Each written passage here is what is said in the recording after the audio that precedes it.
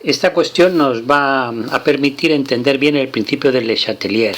Dice que indiquemos 4 formas de aumentar la concentración de C en este equilibrio químico.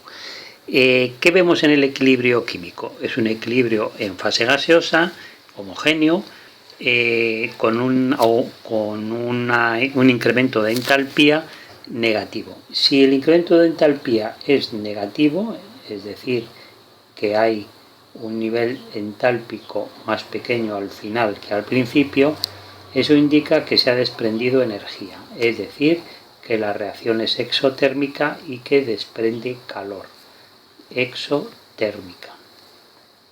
Si desprende calor, al producirse los productos B y C, y yo quiero que aumente la concentración de C, y el principio de Chatelier me dice, cuando modifiquemos algo, el equilibrio reacciona para contrarrestar esa modificación. Bueno, pues está claro, yo creo que si la temperatura la disminuyo, como esa reacción desprende calor, pues hará que aumente la concentración de C para que esa forma contrarreste esa disminución de temperatura, ¿no?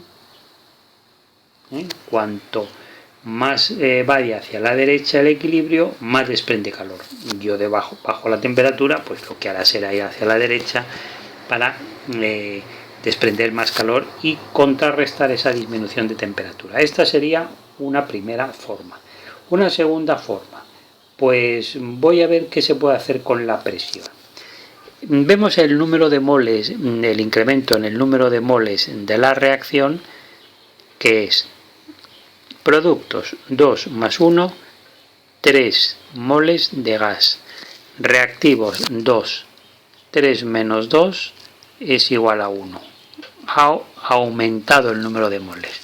Bueno, pues si nosotros con la presión la bajamos, donde hay más moles es donde hay más moléculas. Entonces, si yo bajo la presión, el equilibrio se desplazará hacia la derecha para contrarrestar esa disminución de presión. Irá hacia donde hay más cantidad de moles y de moléculas, y eso nos hará aumentar la concentración de C.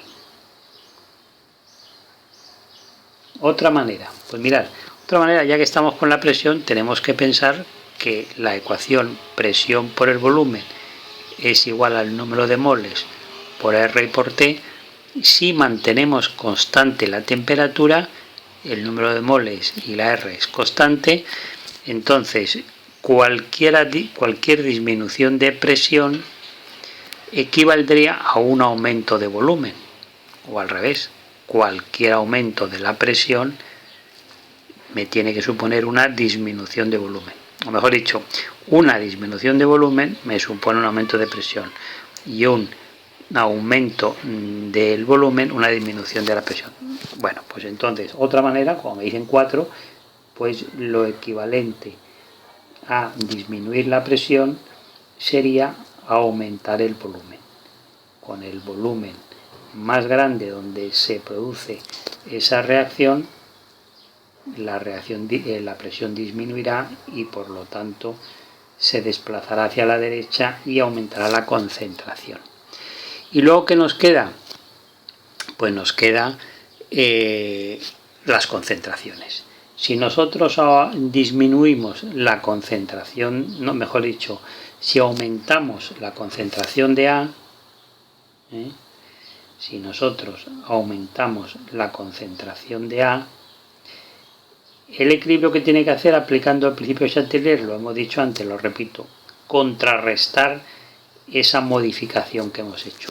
Como hemos aumentado la concentración de A, pues se desplazará hacia la derecha para intentar disminuir la concentración de A. Y esto hará que la concentración de C pues aumente.